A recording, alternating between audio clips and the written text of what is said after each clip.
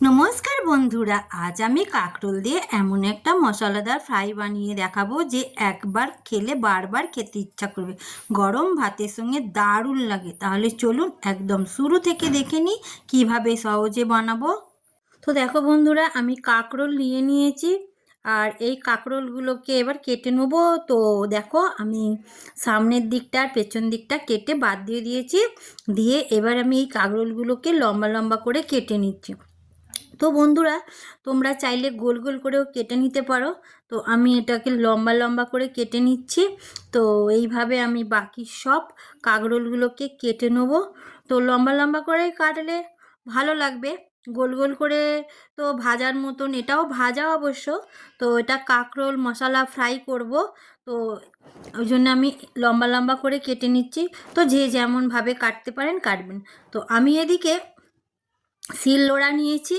তো আপনারা চাইলে মিক্সিও নিতে পারেন। তো আমি সেই শিলনোড়াতে কাঁচা লঙ্কা আর কিছুটা রসুন ছাড়িয়ে নিয়েছি। নিয়ে এবার আমি লঙ্কা আর রসুন আমি এবার থেঁতো করে নেব।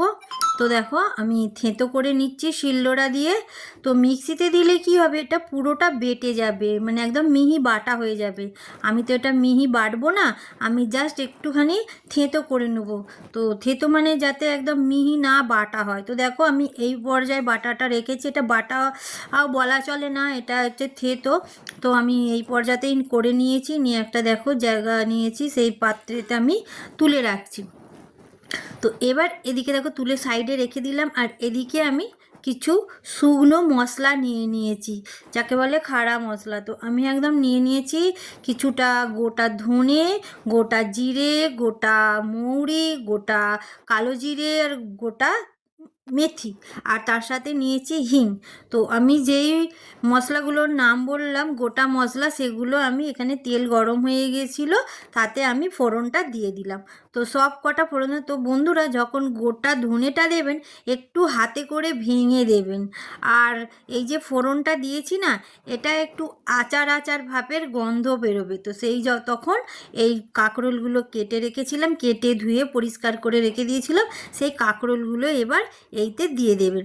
তো আমি ওই আচার আচার ভাব গন্ধটা বেরোনোর পরেই আর আমি এই কাঁকরোলগুলো এতে দিয়ে দিলাম। দিয়ে এবার আমি খুন্তির সাহায্যে ওই ফোড়নের সাথে আমি কাঁকরোলটাকে ভেজে নিচ্ছি। তো দেখো বন্ধুরা, আমি সব ভেজে নিয়েছি। নেবার পর মানে ভাজা বলতে একটু নেড়ে চেড়ে নিয়েছি তেলের সাথে। তার উপর আমি নুন দিয়ে দিচ্ছি। তো নুন দিয়ে এবার এটাকে আমি আবার নাড়বো। আর সামান্য হলুদ দিলাম। তো আমি চামচে করে দিইনি, আমি প্যাকেট থেকেই দিয়ে দিচ্ছি। তো তোমরাও বুঝে দিও। তোমরাও তো কম বেশি হলেও তোমরা রান্না তো জানোই, তো কতটা কি কোন জিনিসটায় মশলা লাগবে সেই হিসেবে দিও। আর আমি এটা চাপা দিয়ে দিলাম, কেন কি এটা একটু জল দেবো না, বিনা জলে হবে, তাই জন্য আমি এটাকে চাপা দিয়েই করব। তো বন্ধু দেখো, আমি এটাকে চাপা দিয়ে ভেজে নিচ্ছি। এটা ভাজা যেহেতু হবে, তো ভেজে নিচ্ছি আর নরম করে নিচ্ছি। নেবার পরে দেখো, আমি আবার চাপা দিয়েছিলাম, দিয়ে এবার ফেরত এসেছি। তোমাদেরকে দেখানো হলো না আমার চাপা দেওয়াটা। তো দেখো, আমার কাঁকরোলটা মানে 4 ভাগের 3 ভাগ ভাজা হয়ে গেছে। আমি এবার নামিয়ে নিচ্ছি। তো দেখো, আস্তে আস্তে সব কাঁকরোলগুলোকে আমি এবার নামিয়ে নিয়েছি। তো নেবার পরে আমি আবার ওইতে কিছুটা সামান্য পরিমাণে আবার তেল যোগ করছি। তো এই রান্নাটা বন্ধুরা পুরোটাই সর্ষের তেলে করবেন, কেন এটা ভাজা জিনিস হচ্ছে যেহেতু। তো এবার আমি যে পেঁয়াজগুলো নিয়ে দেখালাম, ওগুলো পুরো লম্বা লম্বা করে কুচিয়ে নিয়েছি। আপনারা চপার সাইজ বা ছোট ছোট করে কাটবেন না, এই যেভাবে আমি কেটেছি এইভাবেই কাটবেন পেঁয়াজগুলোকে। তো পেঁয়াজগুলো এবার কেটে আমি তেলটার ওপরে দিয়ে দিলাম। দিয়ে এবার এটাকে আমি ভেজে নেব। তো এমনভাবে ভাজতে হবে পেঁয়াজটা যাতে লালচে ভাব এসে যায়। তো দেখো বন্ধুরা, আমি ভাজতে ভাজতে মানে ভেজে নিচ্ছি। নিয়ে এবার দেখো লালচে ভাব এসে গেছে। তো লালচে ভাব আসার পর এতে আরও যে সব মশলা ছিল বাকি মশলাগুলো দিয়ে দেবো। তো দেখো, আমি দেখালাম তোমাদেরকে পেঁয়াজগুলো তুলে নিয়ে যে কী ধরনের ভাজা হয়েছে। আর যেই আগে কাঁচা লঙ্কার রসুনটা থেঁতো করে রেখেছিলাম, সেই কাঁচা লঙ্কার রসুনটা আমি এতে দিয়ে দিলাম।